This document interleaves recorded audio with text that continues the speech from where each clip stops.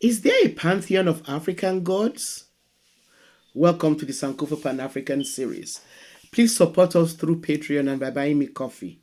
Don't just subscribe to this channel, turn on your notification button, share our videos, and check out our website, sankofastorybooks.com, for history, Afrocentric stories, and other resources for children. Now, Africa being a diverse, multi-ethnic, multi-religious continent does not have a single pantheon of gods. As such, there's not one single African mythology or narrative about the many gods and goddesses of various African peoples. Although there are sometimes similarities in the creation stories of different groups. Generally, African religious traditions are oral rather than scriptural, which makes them dynamic as they are passed down from one generation to another through religious observances, beliefs in spirits, supreme beings, and lower gods. Some African beliefs also venerate the dead and include ancestral worship. Beliefs are also passed down through folk tales, songs, and festivals. In the diaspora, African religions involve adaptations of religious and belief systems brought from Africa and adapted to include a pantheon of divine spirits such as the Orisha, Loa, Vodun, Nkisi, Alusi, among others. Most of these various African traditions have been syncretized by incorporating elements of Christianity, including saints and other forms of Native American religions and Spiritism. This episode, which is the first of a series, will focus on Olodumare, the supreme being in the Yoruba pantheon. Now, the Yoruba have an elaborate hierarchy of deities, each with special duties and functions. Olodumare is the traditional name of the supreme being, who is sometimes called Olorun in popular usage, especially since the advent of Islam and Christianity. The name Olodumare or Eledumare refers to the supreme being's greatness and everlasting majesty. Literally translated, Olorun means the owner of heaven above, or the Lord whose home is in heaven above. The Yoruba pantheon has several other lesser gods and spirits known individually and collectively as Orisha. An Orisha is a god who used to live as a person on earth when earth was first created. Present-day human beings are believed to be descended from various Orisha. I'm using the word Orisha instead of Orishas to depict the plural because the Yoruba language, unlike the English language, does not depict the plural with the letter S. So, although Olorun or Olodumare, the supreme being, lives in heaven, he is not remote, but conceived of as a social being who is very much interested in the lives of people. He is therefore accessible and can be called on at any time, especially through the various Orisha. The Yoruba have several myths of creation and origin. One of them has it that initially the earth was a marshy place with Olodumare and other Orisha living in heaven above. However, the distance between heaven and earth was much closer than it is now.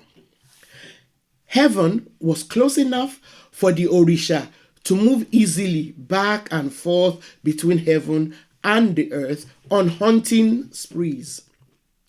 All they had to do to get from heaven to earth was to climb down a chain made out of a spider's web.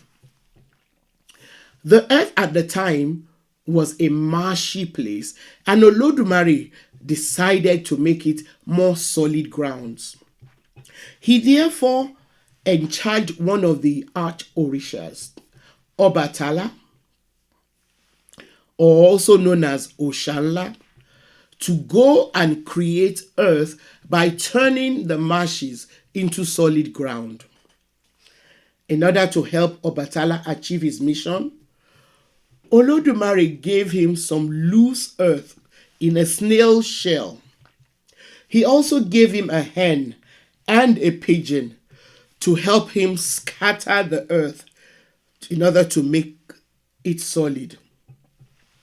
After Obatala reported to Olodumare that the assignment had been completed, he sent the chameleon to go and inspect it.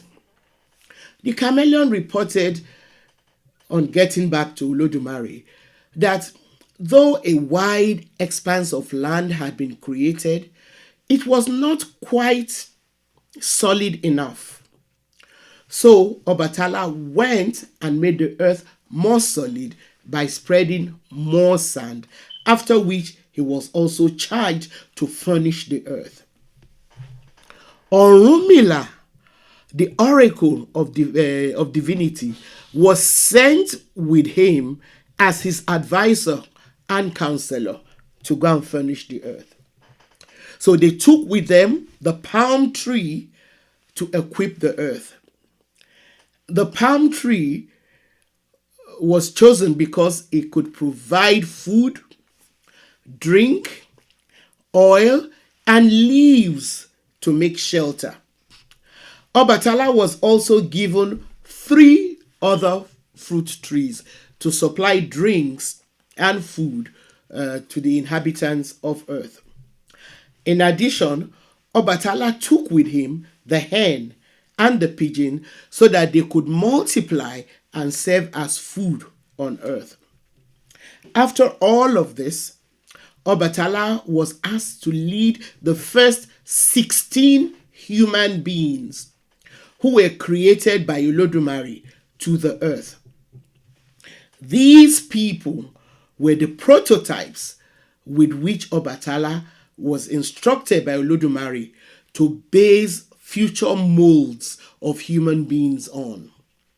However, Obatala's creatures remained lifeless figures until Olodumare came and breathed life into them.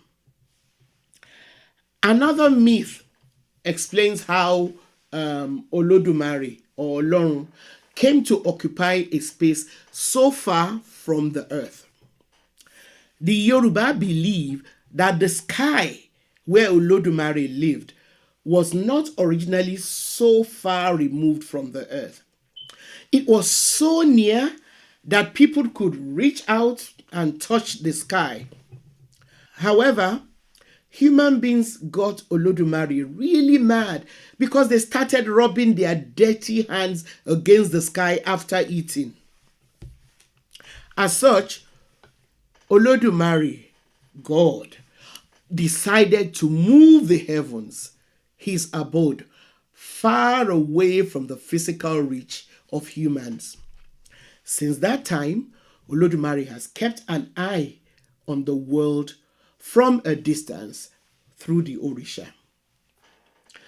Like Nyame of the Ashanti or gods of some other African cultures, Olorun or Olodumare is believed to be the creator of all things and all other deities.